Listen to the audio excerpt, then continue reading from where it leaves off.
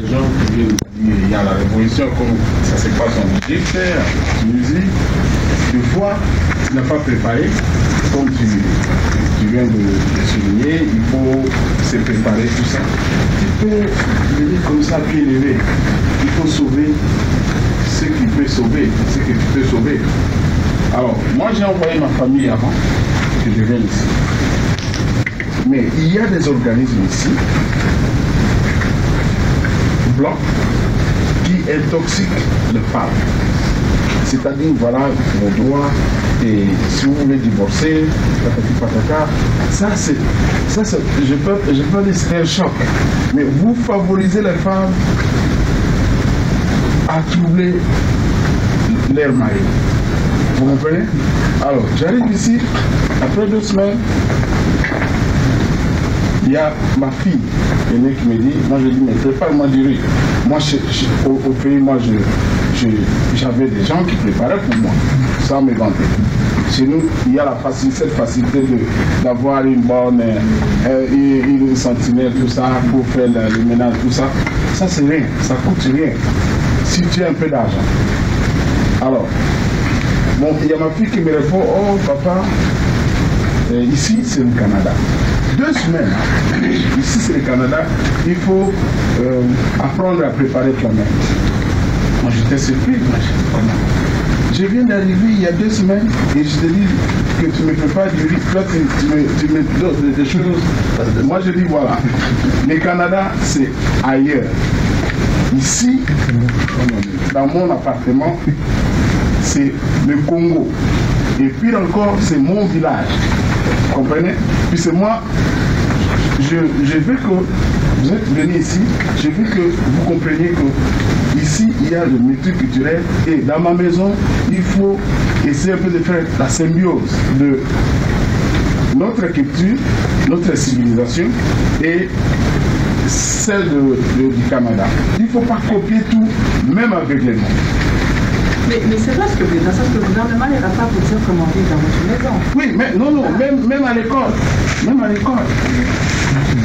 Moi, j'ai refusé d'aller assister dans les réunions de l'école là-bas parce que c'est que le monsieur est toxique à nos enfants. Vous êtes venus ici, c'est vous. Vos parents n'ont pas d'argent, c'est la raison pour laquelle vous êtes venus ici. Vous voyez, tout ça, c'est comme si vous nous imposez, ça choque, votre culture. Si vous parlez de multiculturel, il faut accepter nos cultures aussi. Notre culture, ce n'est pas à la femme d'aller appeler la police puisque son mari lui a fait ceci, lui a injurié. Non, ça, on peut apprendre ça petit à petit.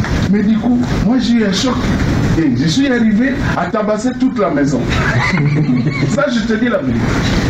J'ai commencé par mon épouse et j'ai chambardé tous les enfants à genoux et j'ai pris le téléphone, je dis ok, appelle la police. Ça, pas de mensonge, je te dis ce que moi j'ai vécu. Alors, j'ai dit bon, quel choc. Qu'est-ce que je vais faire? Il faut apprendre à préparer. J'ai fait l'effort de préparer. Maintenant, ma famille est à Ottawa, je suis seul ici. Mais je prépare mieux que ma femme. Vous comprenez? Il y a beaucoup d'hommes qui préparent mieux que la femme. Hein? Non, moi j'ai appris à préparer mieux que ma femme ici. Puis j'ai eu un choc. Vous comprenez?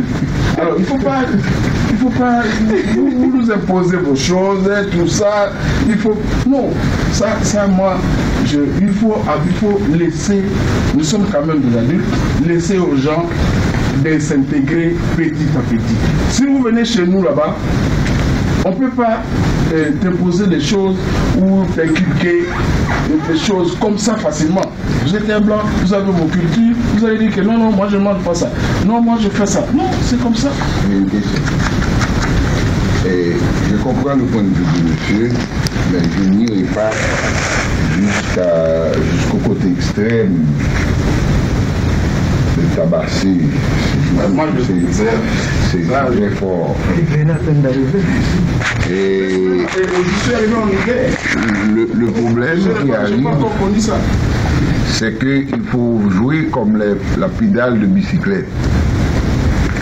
Il y a une pédale qui monte et l'autre qui descend. Et on s'organise à chaque fois pour que la bécane va de l'avant.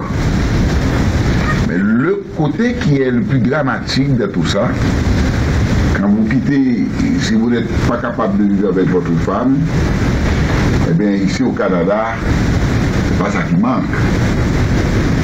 Mais le problème qui arrive, c'est que quand tu fondes ton espoir sur ton enfant, sur ton garçon, sur ta fille, et que ce garçon ou cette fille commence à avoir des déviances, pour toutes sortes de raisons, et que en tant que chef de famille, on serait le dernier à le savoir, et puis on n'est pas capable de réprimander ce garçon, cette fille, et puis demain, quand l'un ou l'autre va tomber entre les mains de la police, on va vous exiger de payer pour garder cet enfant.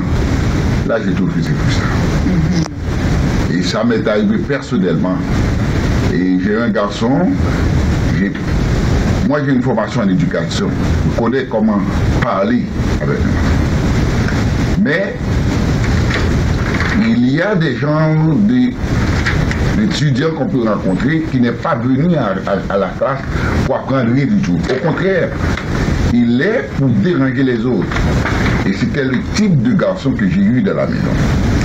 J'ai eu le temps de lui expliquer. Il dit que voici pourquoi tu es ici, voici tel compromis qu'on a fait, voici tout ça. Il dit tu vas faire une seule chose pour moi, d'améliorer journellement ton comportement à l'école. Je suis ton papa, tu peux brûler la ville, mais il faut que tu me le dises pour savoir comment te défendre auprès d'un avocat. Le jour même où j'ai fini de lui parler, le lendemain il est allé à l'école, puis il est venu avec une histoire rocambolesque, et je l'ai foutu.